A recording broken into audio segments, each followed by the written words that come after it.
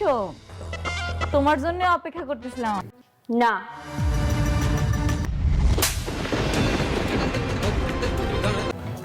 অনেক একটা তাজা খবর আছে। কি খবর? মেঘলা ভাবি কল করেছে কাকে? আমাকে, আর বলেছে সে তোমার সাথে দেখা করতে চায়। যে আমাকে অপমান করেছে তার সাথে আমি কেন যাব দেখা করতে? ওর তো এখন অনেক অহংকার বেড়েছে। তাহলে কেন ডাকলো আমাকে? মেঘলা ভাবি নাকি জানতো না তখন তুমি গিয়েছিলে, তাহলে অপমান করার সুযোগ দিত না। এখন তুমি কি বলো, তুমি কি দেখা করবে? না, অনেক যাবে না। মেঘলা যতই ডাকুক না কেন, তুমি ওর সঙ্গে দেখা করতে যাবে না। মিটিংটা ভালো হলে আমাদের কোম্পানির ক্ষতি রিকভার করা যায়। আর কোনো কোম্পানি নেই, ওদের কাছেই কেন যেতে হবে? ও বারবার অনেককে অপমান করে নিজের পায়ের নিচে নিতে যাচ্ছে।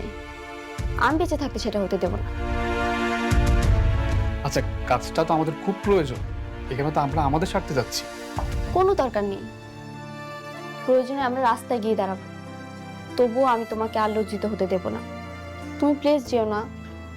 বৃষ্টি, টেক ইট ইজি, আমি তো যাচ্ছি না। সাব্বির, মেঘলাকে বলে দিও ওর সাথে দেখা করার ন্যূনতম আগ্রহটুকু আমার নেই। ও সেটা নিজেই ধ্বংস করেছে। ওকে।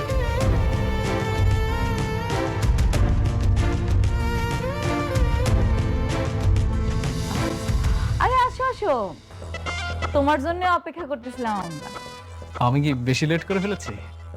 না না, বসো না, বসো। প্লিজ বসো। ওকে।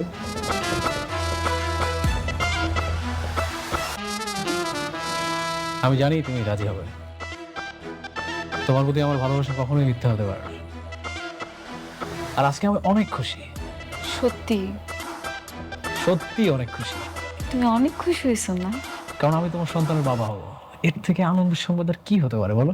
কিন্তু আফসোস, এই সন্তানের বাবা তো আর তুমি না। এই সন্তানের বাবা আমার স্বামী। আরে তোমার স্বামীর কথা বাদ দাও, আজকে থেকে আমি তোমার সবকিছু। এই যে দেখো, সেই খুশির সংবাদে আমি তোমার জন্য খুব সুন্দর একটা স্বর্ণের নেকলেস নিয়ে এসেছি। নেকলেস?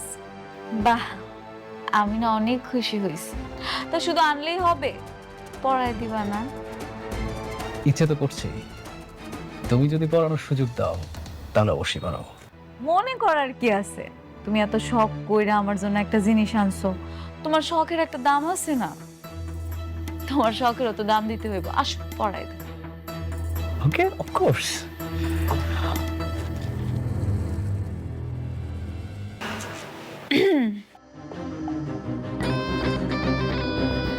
আসো আসো, না না, পড়াই দাও, পড়াই দাও। আজকে আমি সত্যি অনেক খুশি।